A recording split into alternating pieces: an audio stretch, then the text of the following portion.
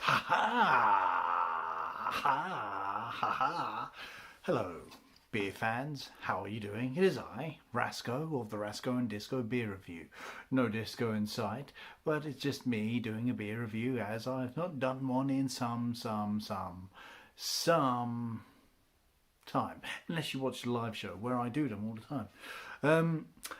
Yes, I'm going to do this. And something I've wanted to talk about for a while. It is Anspach Hobday's Imperial, sorry, Baltic Porter. Now, you're probably thinking, an Imperial Baltic Porter, I come across those quite a bit. But what is the name all about?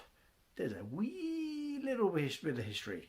Porter, as you may or may not know, came from East London, and Britain being an empire and all that, used to trade in it, used to sell off, and they used to sell all these porters to the Russians, and there came about the name of them, Russian Imperial, which is an entirely different story. And along the way, used to go through all these other countries, along the Baltic, and they picked up a few legitimately, maybe not, who knows, I don't know. But then a few things came along, turbulence, bad weather, war, and it came a bit difficult. So there was a guy who apparently is apparently involved in a little bit of espionage and learnt the trade of how to make porter. Went over back to the Baltic, I believe Poland. Although I will be researching that. I'm not saying anything against Polish people. I have lots of good Polish friends, and I'm quite actually glad this act of industrial espionage potentially happened. But they made one thing different out in the Baltic. They made porter, but they made it with lager yeast. And that's backed up with what the Anspach can says. Sorry, Anspach Hobday. There's two guys, not just one. Yes, this is brewed to celebrate their 7th birthday in their Croydon site. Hey, go Croydon. The Imperial Baltic Porter reaffirms their commitment to a history of traditions of porter. Yep, okay. And blah, blah, blah. The bottom fermentation lager yeast, see, I told you, cold fermentation were used in place of warm ale fermentation. So it's like an amalgamation of brewing cultures. When brewers collide. Yeah, okay. So, as you may know, I am a wee bit of a fan of this brewery. I have interviewed John, who runs the company, and I've been down there a few times. I like them. I've always liked them. I like my history. I like my beer. I'm going to dive into this. I quite like them. Who knows? I hope they stay good. Because, man, it's not like any other brewery out there goes bad.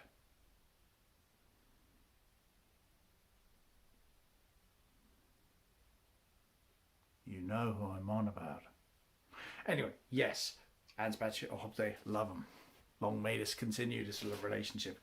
Here I've got my little taster from London Craft Beer Festival. Crack open the can.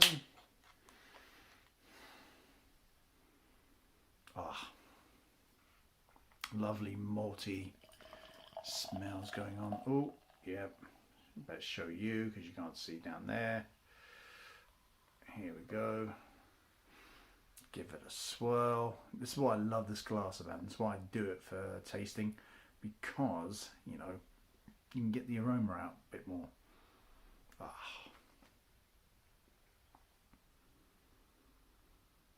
Yeah. So I picked this up from my local Freshfield, which is great for beer. It's just a 5-minute walk from me. Kent Beer Review's been down there himself. He's seen it and he was quite jealous. He loved it. He took pictures of the whole beer selection there.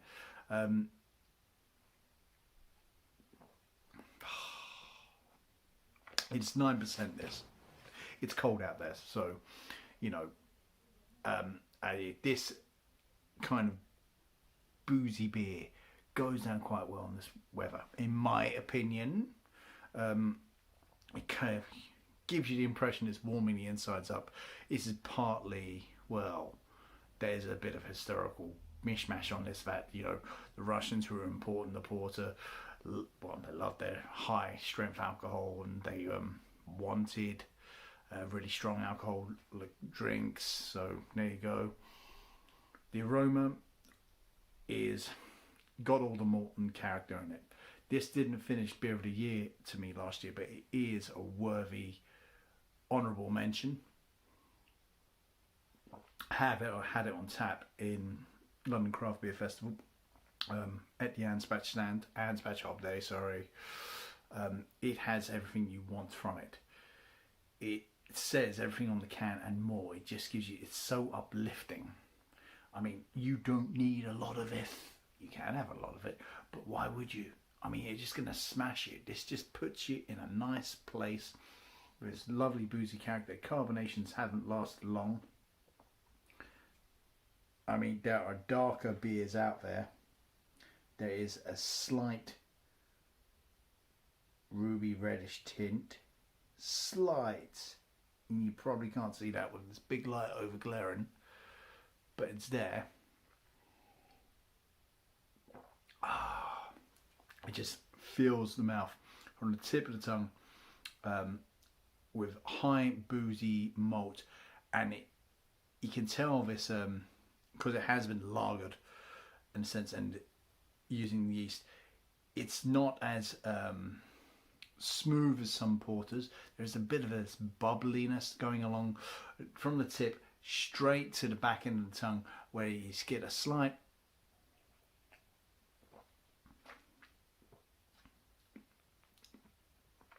that light, smooth booze burn. It's delicious. Yeah, it's not a strong burn, which is good, because if it was just really strong, it'd be knocking you sideways, and it doesn't. It kind of just lays you down in a nice, comfortable, happy, boozy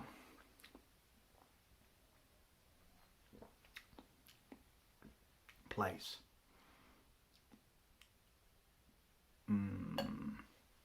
So I've got this thing. At the moment, I've complimented many people like Crumbly Beard, who go through the entire drink just to see the difference. I don't think I need to. Or will I? Will I go through the whole drink just to see? Yep. So jump cut there. Did my thing, going down the glass very, very well. Excuse me. And again. Okay, yeah, that's the lager yeast there, making me burp. I almost forgot to come back. I was just sitting back and enjoying this. This is a drink you can nurse very well and just relax to. I am feeling warmed up. Maybe that's the high alcohol percentage. Probably making sense now, huh? Yeah, loving that. Absolutely loving that. Only regret, it's the last one I've got. My local Freshfield hasn't got any more. I'll have to check the Anspach website or pop down to the brewery and get some. Can I still do that? I better check. I don't know. Aroma's still there. The taste, to me, isn't changing much from when I was here. Well, at the beginning of the can. But that's just the level of decent consistency of cocoa, malt, mixed in together. I mean, what they're saying on this can, it should have chocolate, roasted, coffee. That was all there vaguely in aromas, and that's kind of a good thing that it was vague. It doesn't come at you. That usually means perhaps an overpowering taste in some cases, sometimes, but it's there, it's suddenly, it's easing you in, because this is an easy drink. I mean, this is not something you want to just session. You could, if you really wanted to, but I think you'd lose out on what's special about it, of just nursing this beauty. I mean, some people like to nurse strong spirits. When you've got something like this, you don't need to. You know what? You don't need spirits in the sense. Excuse me, I am burping. Ooh. I like a roasty drink. I do. Yes, I'm appealing to my favourite type of drink, a dark porter, which is high in percentage. And what? It's damn good. Give it a shot. Give it a go. It's a shame it's going. Anyway, for more or banter, ranting, tune into the Rasko and Disco Beer Show. We've got a huge archive. It's usually performed live at 10 o'clock. It's on Instagram, might be on YouTube, who knows. But tune in. I'm Rasko. We've got a huge archive of videos. Take it easy. Bye.